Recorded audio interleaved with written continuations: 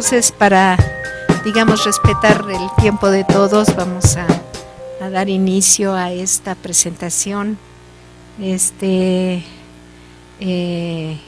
Tenemos ahora con nosotros a la maestra Rosana Pastor Fasquel.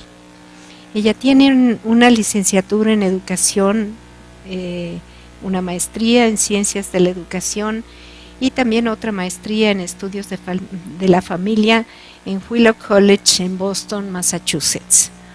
Su formación en sexología incluye una maestría en autoconocimiento, sexualidad y relaciones humanas en terapia de encuentro en la Universidad de Alcalá de Henares en España, y es experta en coordinación de grupos comunitarios para la salud y la educación. Y esto lo hizo en el Instituto de Terapia de Reencuentro de España hace poco, en 2010. En 1987 creó el primer centro para madres y padres adolescentes y sus hijos, tema tan actual ahorita con todo el problema de madres y padres adolescentes que tenemos en el país, en las escuelas públicas de la ciudad de Boston, Massachusetts. En 1994, la primera línea telefónica de apoyo psicológico a adolescentes de joven a joven, también la inició ella y funcionó aquí en la Ciudad de México. Desde 1991 es académica del posgrado de la Facultad de Psicología y desde el 2004 también es docente de la maestría en docencia para la educación media superior, ambas de la UNAM. Como especialista en desarrollo infantil, forma psicólogas y psicólogos para promover ambientes de bienestar emocional y desarrollo para niñas y niños menores de 6 años, sus familias y sus educadoras. Desde 1998 participa en el programa de intervención en crisis por desastres naturales y socioorganizativos de la Facultad de Psicología de la UNAM. Del 2008 al 2011 coordinó el proyecto Educar, Educándonos para la Salud, la Educación y el Buen Trato, que se realizó en colaboración con 80 educadoras comunitarias de la red Conecuitlani, Yo Protejo a los Niños, con participación de la Facultad de Psicología de la UNAM, la Fundación Terapia de Reencuentro de España y la Universidad Autónoma de Sevilla. En la actualidad es responsable del proyecto Escucharte, Cuentos de Sabiduría para la Transformación, la Educación y el Buen Trato, que busca crear espacios de buen trato para el diálogo de las necesidades emocionales. El proyecto se lleva a cabo en diferentes comunidades en México y en España y participan la Facultad de Psicología de la UNAM, la Fundación Terapia de Reencuentro y la Universidad Politécnica de Valencia, en España. Del 2007 al 2013 fue corresponsable del proyecto Puentes para Crecer, que buscaba facilitar el bienestar y el desarrollo de niñas y niños menores de 8 años, fortaleciendo los entornos de educación y cuidado.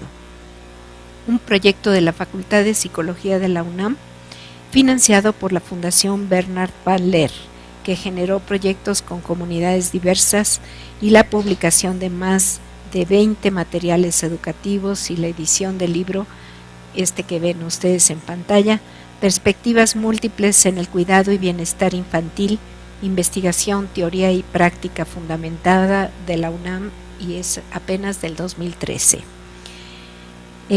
Entre sus líneas de investigación y de docencia están la formación de profesionales reflexivos in situ, que es el tema que nos ocupará ahora, la formación de educadoras empíricas in situ, la evaluación y promoción del desarrollo de 0 a 6 años, la vinculación entre la escuela y las familias, la promoción del bienestar emocional.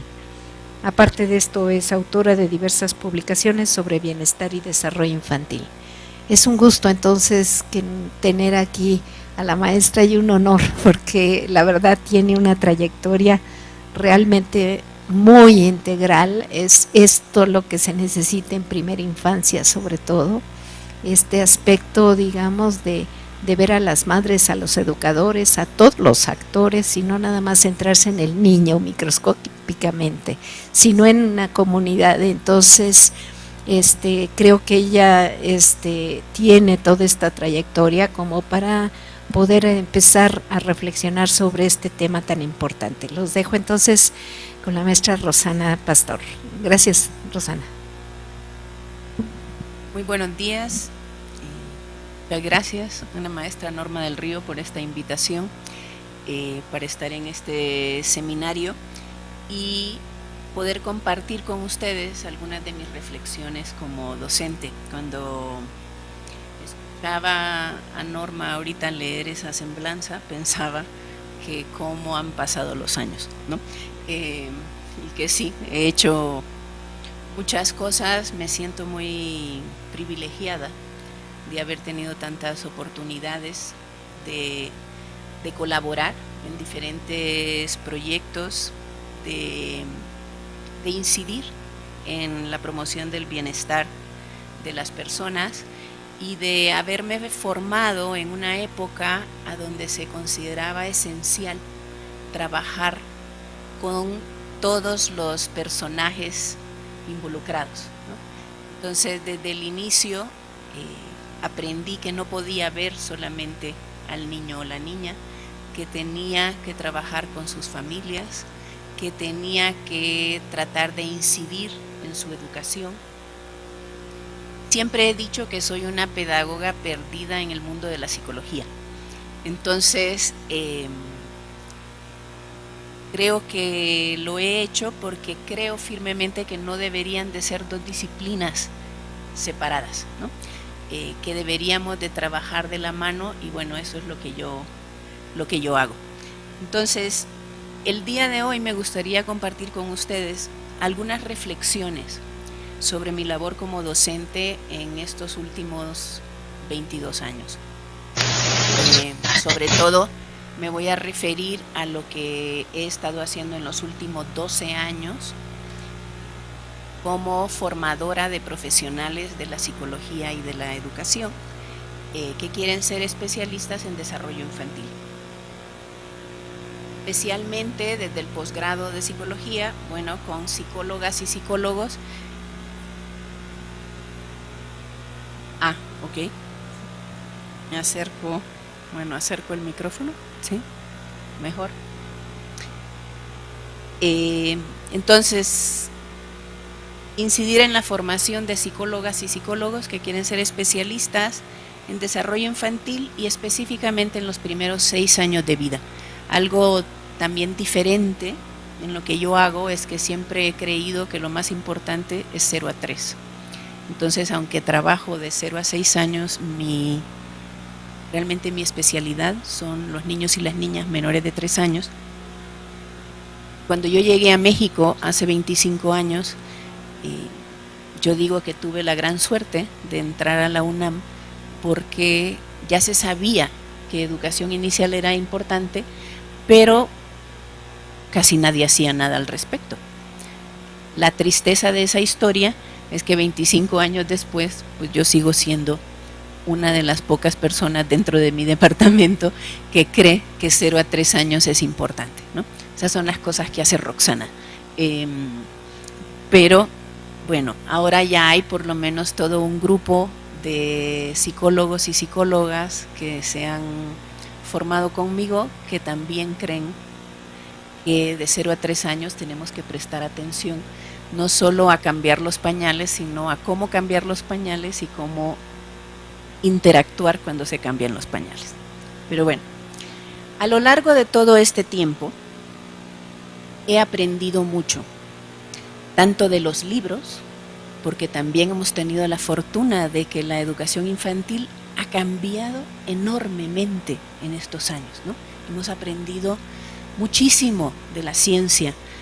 Hay cosas que sabemos hoy que cuando yo empecé esto no teníamos ni idea, lo hacíamos por intuición. Y hoy sabemos que las interacciones emocionales tienen que ver con el aprendizaje, ¿no? Y era algo que nosotros intuíamos, pero que los científicos nos decían, pruébelo, para que se puedan financiar esos proyectos, ¿no? Hoy sabemos que eso es cierto. Entonces, he aprendido de los libros, pero también he aprendido de mis interacciones con mis alumnas y con mis alumnos, de esos niños y de esas niñas pequeñas que nunca dejan de asombrarme, de sus familias y de sus educadoras que siempre me mantienen pensando e investigando, ¿no? Siempre me retan. Y a partir de estos aprendizajes he comprendido mejor mi labor como formadora. Eso me ha colocado en el lugar donde estoy hoy, que es un lugar de reflexión y de cambio constante. Contrario a lo que se cree, que a medida que pasan los años, entonces bueno, ya te vas situando y ya te vas quedando en un solo lugar. En mi experiencia, a través de los años, todos estos cuestionamientos y todos estos cambios me han invitado a seguir pensando, a seguir cambiando y a seguir reflexionando. Y es de eso que quiero hablar hoy.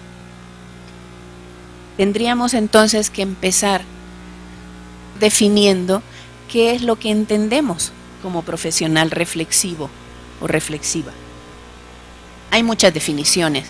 Yo pienso que es un profesional que tiene una visión de sí mismo o de sí misma y de su trabajo que le lleva a sistemáticamente examinar sus pensamientos, sus acciones, sus fortalezas y sus necesidades.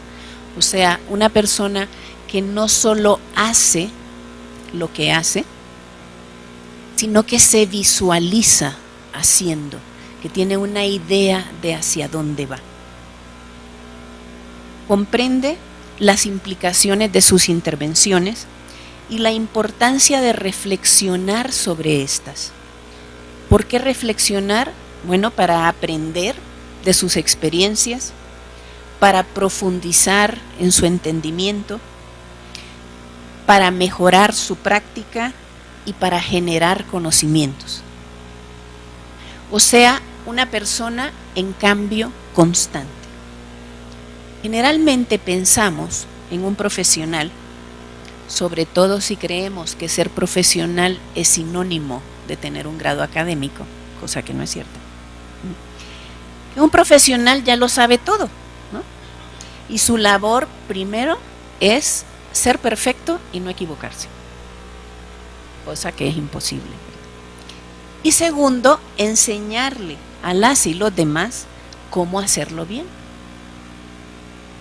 Desde esta otra perspectiva que yo les quiero compartir hoy, siempre podemos aprender de lo que hacemos, ¿no? No está terminada la tarea.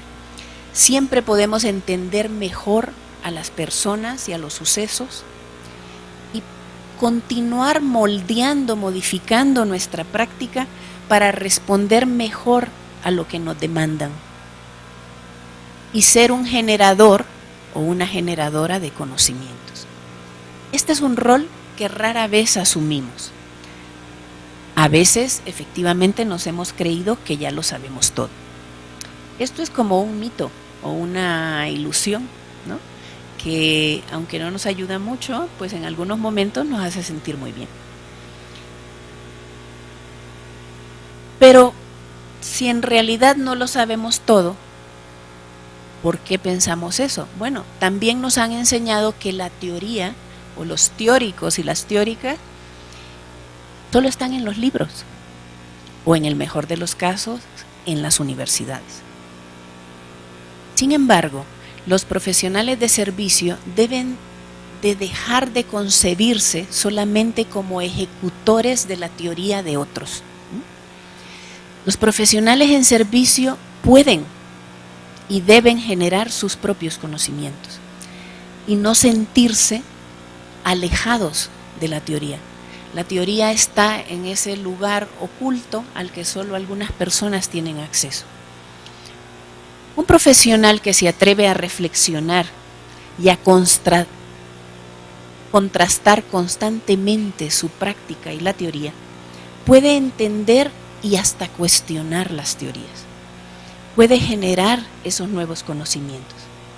Hay que llegar a comprender que la teoría solo es una idea o un conjunto de ideas que alguien generó en un momento determinado para explicar algo específico que hasta esos momentos no se comprendía o no se entendía en su totalidad. La teoría nos explica algo, pero no quiere decir que no se pueda tocar, no quiere decir que sea perfecta, inamovible. Quiere decir que ese profesional en servicio puede decidir si esas ideas, si esas teorías que le han enseñado o que lee, le sirven o no le sirven para responder a la problemática que está enfrentando en su comunidad. Y si no le son útiles, o si solo una parte le es útil, entonces puede generar otras hipótesis, otras preguntas, otras ideas. Entonces queremos a un profesional que no sea un ejecutor de lo que alguien más pensó, sino alguien que pueda generar su propio conocimiento. ¿Ya entró? Bueno, si ese profesional estamos visualizando existe, ¿cuál es el nuevo reto? El nuevo reto es ¿y cómo ayudamos a formar a esos profesionales? En mi labor como docente, pocas tareas me parecen tan apasionantes y tan difíciles como la formación de profesionales reflexivos o reflexivas. A la vez, a estas alturas del partido, nada me parece tan indispensable como ello. Cualquier profesor o profesora, yo incluida, enfrenta continuamente el reto de elegir qué enseñar y cómo hacerlo. Los programas académicos delimitan un tiempo y un espacio específico que nunca es suficiente. Siempre habrá un contenido más o un ejercicio más que debería haberse incluido. Me ha tomado mucho tiempo entender que lo más importante que yo le puedo enseñar a mis alumnos y a mis alumnas es la capacidad de reflexionar sobre sí mismos, sobre su práctica y sobre el contexto en que se desenvuelven. Si hacen de la praxis un hábito, serán excelentes profesionales y tendrán la capacidad para afrontar cualquier situación que se les presente, ya sea porque van a poder identificar los conocimientos y las habilidades que ya poseen o con las herramientas necesarias para buscar los apoyos que se requieren. Sin embargo, entender la relevancia de esto no quiere decir saberlo enseñar. Como me dijo un alumno en un seminario de educación de personas adultas hace algunos años, lo que me estás pidiendo es muy difícil, porque para promover la reflexión en otros, primero tengo que ser reflexivo yo. Efectivamente. Y ser reflexivo o reflexiva es una tarea de vida que se dificulta por un sistema educativo que nos ha enseñado a hacer y no a reflexionar, a llenar cada semana del semestre con un contenido más y que cada hora del día tenga una actividad más que podamos hacer. Cuando nos situamos solo en el hacer, no hay mucho tiempo para reflexionar y muy pronto no sabemos por qué hacemos lo que hacemos o por qué hemos decidido no hacer otras cosas. En los últimos años, diversas instituciones y asociaciones profesionales de la psicología y de la educación han incluido en sus estándares el ser un profesional reflexivo. Se han dado cuenta que es una competencia básica como medular en este campo. Sin embargo, a veces creemos que ser reflexivo solo significa poder reflexionar sobre cómo hacer las cosas bien. Y ese solo es un pedacito de lo que yo estoy tratando de transmitir el día de hoy. En esta ponencia espero esbozar algunas de las principales ideas y estrategias que ha identificado la literatura para la formación de profesionales reflexivos y algunas que yo he utilizado a través de los últimos 12 años. También compartiré mi proceso de cambio de una profesional autoritaria casi perfecta a una acompañante menos intolerante y más abierta, bastante imperfecta, dirían mis alumnas y mis alumnos y yo también. En mi labor como tutora de un programa del posgrado de psicología y en mi rol como acompañante. He sido docente toda mi vida. A los 17 años supe que yo podía contribuir al bienestar de los niños y de las niñas a través de la educación. Y decidí estudiar educación especial porque ya entonces creía que una educación regular no era suficiente para las carencias que yo identificaba en los niños y en las niñas de mi país. Soy hondureña, aunque tengo 25 años en México. Para ello estudié una licenciatura y 2 maestrías, pues en el trabajo directo con la población me daba cuenta que necesitaba más conocimientos, más habilidades, pero nunca parecían ser suficientes. De ser terapeuta de bebés con múltiples problemas y con sus familias, pasé a ser formadora de profesionales. Primero de estudiantes de educación infantil y luego de psicología educativa. Sin embargo, hasta hace 12 años, mi concepción de mi rol como docente era bastante limitada, aunque muy profesional. Consideraba que mi labor era impartir conocimientos y demostrar a mis alumnas y a mis alumnos las mejores estrategias para favorecer el desarrollo de los niños y de las niñas menores de 6 años, la adquisición de herramientas para trabajar con sus padres y la profesionalización de las educadoras. Para hacer esto me mantenía actualizada, compartía con mis alumnas y mis alumnos esas lecturas más recientes y demandaba un grado de perfección en mí misma y en ellas y en ellos, que si bien era motivante, era inalcanzable y agotador. En mi triple rol como profesora, como tutora y como supervisora de las prácticas, establecía relaciones cercanas, pero difíciles, con mis alumnas y mis alumnos.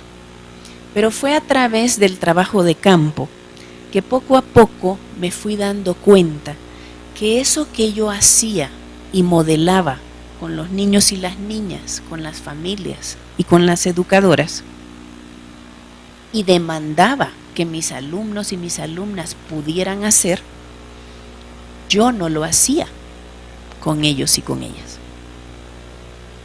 Sabía que para que un niño o una niña pudiera aprender, tenía que establecer primero un vínculo seguro que le permitiera explorar y construir significados. Que para lograr que la educadora de la sala considerara otras formas de promover el desarrollo y el aprendizaje, primero tenía yo que observar su trabajo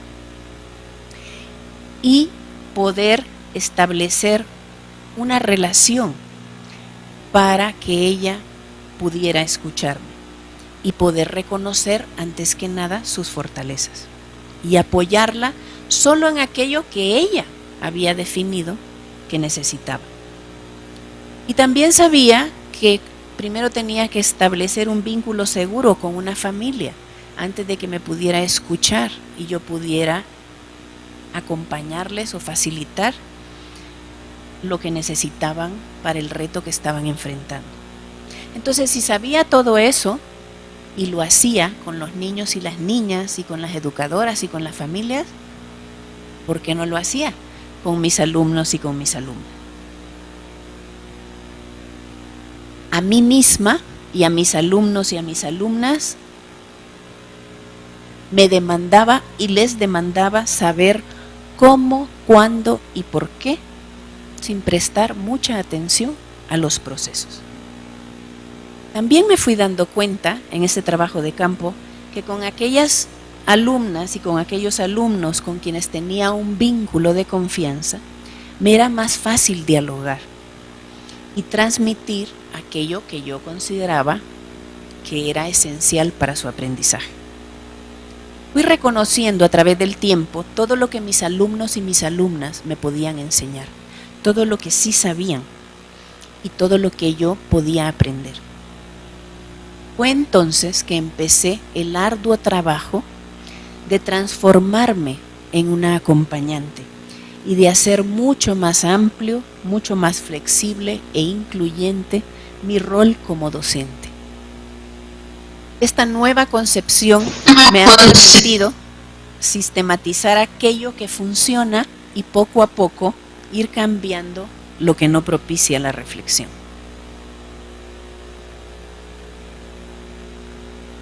Para entender entonces quién puede educar a otros y a otras y cómo poder hacerlo, quisiera explorar con ustedes algunos conceptos, empezando con el de educación. Etimológicamente hablando, el concepto de educación viene del latín educare, que significa conducir, y educere, que se refiere a extraer o sacar de dentro. Esta visión más holística de la educación concibe al docente como una guía que facilita el que el alumno o la alumna pueda extraer o encontrar algo propio.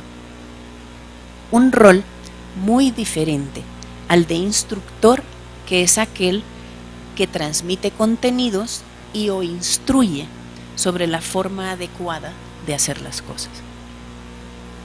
Por otro lado, el concepto de formación a veces se confunde con el de entrenamiento.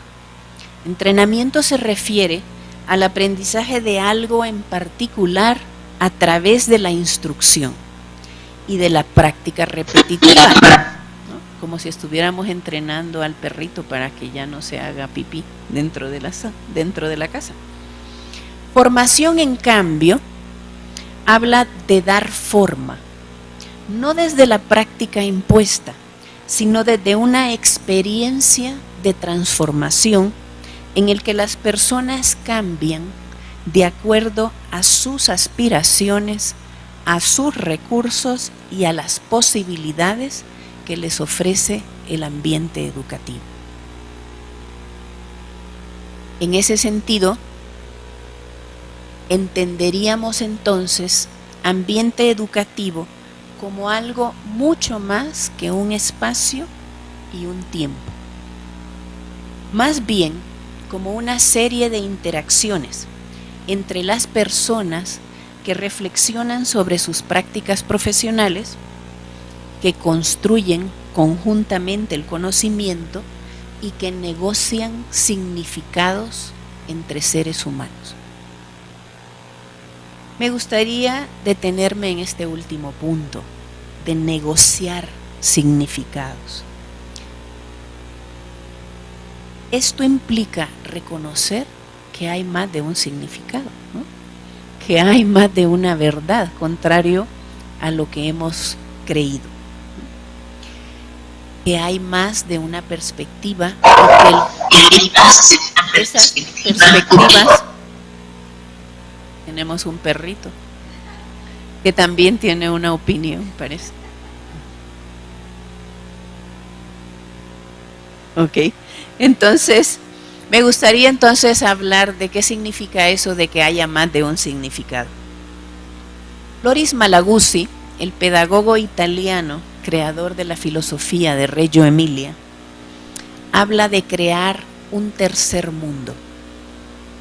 Un mundo en el que las ideas, las necesidades, los intereses de ambos o de un grupo pueden coexistir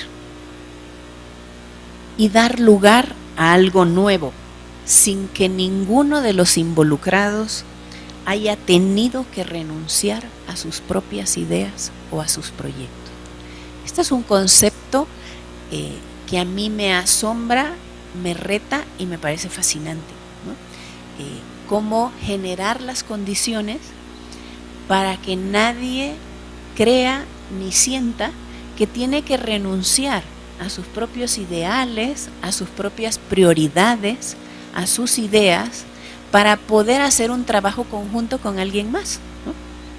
Yo puedo seguir siendo yo y tú puedes seguir siendo tú, y podemos coincidir en un tercer mundo a donde nos respetamos y construimos algo nuevo.